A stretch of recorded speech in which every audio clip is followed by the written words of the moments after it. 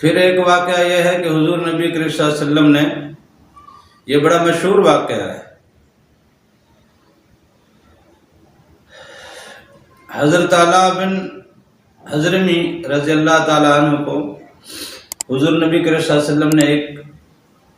لڑائی کے لیے بھیجا، تو راستے میں ایک دریا پڑ گیا، دریا کے اس طرف دشمن کی فوجیں تھیں، یہ دریا کے اس پار جیسے پہنچے تو آپ کے ساتھ جو دوسرے صحابہ کرام تھے وہ کہنے لگے کہ حضور اب کیا کریں؟ حضرت علاء بن خضری، حضرت علاء بن حضری جو ہیں وہ ان سے کہتے ہیں کہ میرے پیچھے پیچھے آؤ، اور وہ پانی پہ چلتے ہوئے دریا کے پار چلے گئے، اور جب وہ پار پہنچے تو کسی کے پیر تک گیلے نہیں ہوئے تھے۔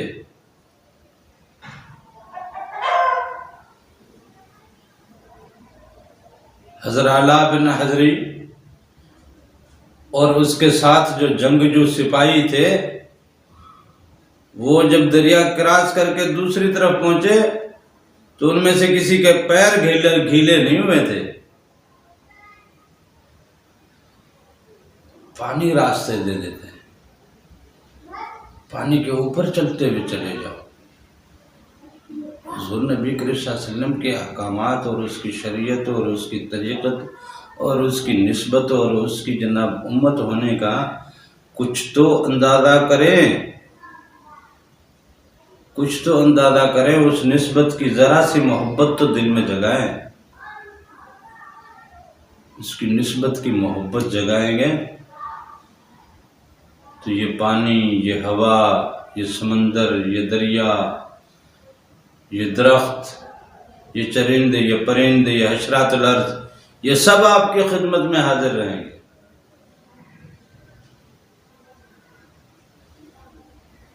ایک اور واقعہ ہے، حضرت ابراہیم علیہ السلام کہیں سے گزر رہے تھے تو انہوں نے دیکھا کہ ایک آدمی ہوا میں، نہ زمین پہ نہ آسمان میں، ہوا میں، اور اللہ اللہ کیے جا رہا ہے۔ تو حضرت ابراہیم علیہ السلام مجھ سے پوچھتے ہیں کہ بھائی یہ کیا ماجرا ہے؟ اس نے اتنا خوبصورت جواب دیا،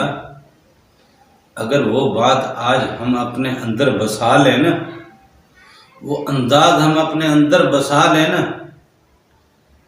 وہ اپنے رب سے عشق کی وہ حدیں اگر ہم اپنے اندر بسا لیں نا، تو آج بھی وہ کمالات دور نہیں ہے، مالک تو وہی ہے نا، خالق تو وہی ہے نا، بس فرق کیا پڑا ہے؟ فرق بس ہماری محبت کا پڑ گیا ہے، اور کوئی فرق نہیں پڑا، کوئی ذرا برابر کہیں پہ کوئی فرق نہیں ہے، بس ہماری محبت اپنے رب سے نہیں ہے، ہماری محبت اس کے حضور سے نہیں ہے، ہم اس کی راہ میں اپنے آپ کو وقف نہیں کرتے، ہم اپنے آپ کو خالصتاً اللہ کے لیے وقف نہیں کر رہے۔